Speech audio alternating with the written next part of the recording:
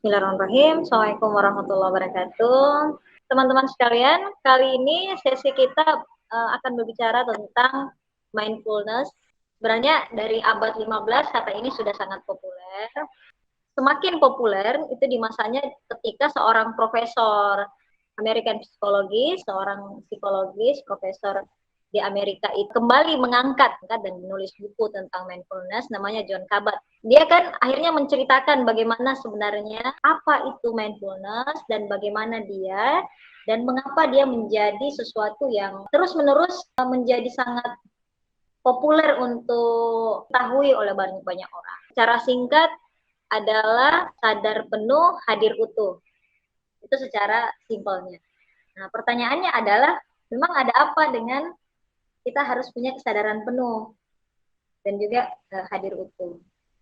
Nah, begini teman-teman sekalian. Yang pertama adalah bahwa era sekarang ini itu orang ramai membicarakan tentang distraksi, tingginya yang mendistrak kehidupan kita. Distraksi itu kan seperti memecah-mecah konsentrasi, sehingga seseorang itu tidak fokus pada apa yang sedang dia perjuangkan. Dia sedang melakukan sesuatu dan butuh nafas panjang, butuh konsistensi, sementara banyak sekali yang bisa mendistrak dia. Walaupun tanpa kesadaran itu, maka kita akan membiarkan lingkungan eksternal itu memperlakukan kita semau-maunya gitu. Padahal awalnya adalah karena kita bersikap pasif terhadap apa yang datang pada diri kita. Bisa jadi karena memang kita tidak sadar bahwa kita sebenarnya lagi terdistraksi oleh banyak hal. Yang pertama adalah bahwa era media sosial itu sangat memberikan efek yang cukup besar untuk mendistrak kita. Tapi bukan berarti ketika kita mengetahui fakta ini lalu kita menutup semua media sosial kita. Ya padahal kan eranya ini era dunia saya ya, dunia maya. Makanya perlu kebijaksanaan pada diri kita. Yang pertama adalah bahwa penurunan attention, perhatian, inilah yang membuat orang kehilangan kreativitas, lalu kemudian lebih memilih untuk melakukan suatu proses imitatif, adaptasi. Jadi kehilangan atensi itu justru menurunkan kreativitas itu sendiri. Ini saya kasih contoh. Ada seorang pemotong kayu yang sehari-hari itu harus melakukan penebangan terhadap beberapa pohon untuk dijual atau diapakan begitu. Dia menghitung bahwa setiap hari dia harus melakukan segini banyak yang harus dia potong.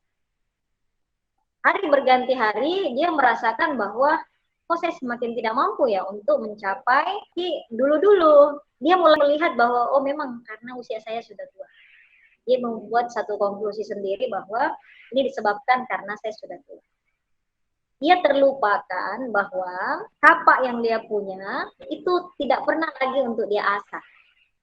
Sehingga dia butuh banyak energi untuk menebang satu pohon. Sehingga dia merasa ada penurunan kapasitas. Sementara kan ketika kita mengeluarkan energi, itu kan tidak ada yang bisa menghitung berapa energi yang sudah kita lepaskan. Jadi boleh jadi energi yang dilepaskan itu sama banyak, bahkan mungkin lebih banyak. Tapi karena dia melihat hasil bahwa tebangannya itu semakin sedikit, dia mengatakan kapasitas dia coba kita bayangkan itu terjadi dalam kehidupan kita, dan kita mulai merasa kok saya mulai stagnan ini, ada apa gitu kan, dan kita mulai melihat bahwa sepertinya saya kehilangan kapasitas saya mungkin kehilangan keterampilan saya. Lalu mulailah kita mengikuti kursus demi kursus, ikut pelatihan skill 1, skill 2, dan skill seterusnya. Dan kita mulai menumpuk banyak sekali skill. Lalu apa yang terjadi setelah skill itu sudah semakin banyak? Ternyata kenapa tidak menjadi daya dobrak untuk kita menjadi sesuatu yang lebih produktif? Kenapa skill yang banyak ini membuat kita menjadi semakin inferior, kita semakin merasa bahwa kok saya sudah belajar ini, belajar itu, belajar ini, kok saya tidak perform.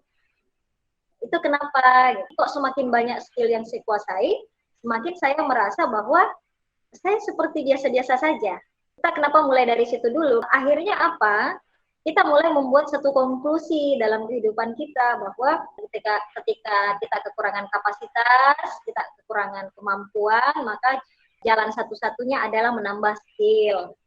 ya kan? Setelah kita nambah skill, kok tidak perform juga, gitu ya, tidak seproduktif dibayangkan. Akhirnya kita mulai merasa ada kesia-siaan, ya. Kita sudah mengeluarkan energi, kita mengeluarkan biaya, kita mengeluarkan waktu, gitu ya, mengorbankan banyak hal. Akhirnya apa? Dia bikin kesimpulan bahwa sepertinya pengorbanan yang banyak ini kok jadi sia-sia. Jadi konklusinya lebih menguat, padahal ketidakjelasan dari awal bahwa dia kira kapasitasnya yang berkurang. Padahal kapaknya aja yang dia lupa mengasah kapaknya sendiri.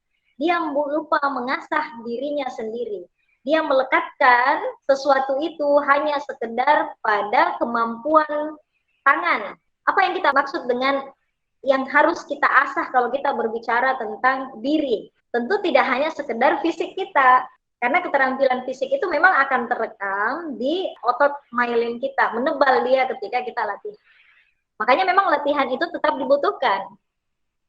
Tetapi ketika unsur-unsur intrinsik lainnya pun tidak dilatih, maka dia juga itu tumpul. Ketika akal kita tidak diasah pengetahuannya, tidak dipakai untuk menalar, maka dia akan tumpul. Tumpul bukan berarti dia tidak ada, dia ada, tapi fungsinya menurun. Hati kita, kolbu kita, ya, tidak kita asah, maka dia pun akan tumpul. Dia akan tumpul. Tapi bukan berarti dia menjadi tidak ada. Dia ada, tapi menjadi resolusi rendah. Teman-teman kebayang ya kalau teman-teman mendesain itu kan, Anda pilih pixel itu kan menunjukkan resolution. Artinya apa? Ketajaman dia ketika di zoom in, zoom out itu kan jelas. Begitu juga yang namanya kejelasan, ketajaman, kemampuan yang kita punya. Sayangnya, orang kadang lebih sibuk untuk melatih yang namanya skill, tapi skill lebih kepada skill otot. Bukan berarti itu nggak boleh, itu boleh. Tapi jangan sampai kita abai bahwa ada sesuatu yang intrinsik dalam diri kita, yaitu pikiran dan hati kita pun harus diasah. Karena justru yang menyebabkan seseorang mengalami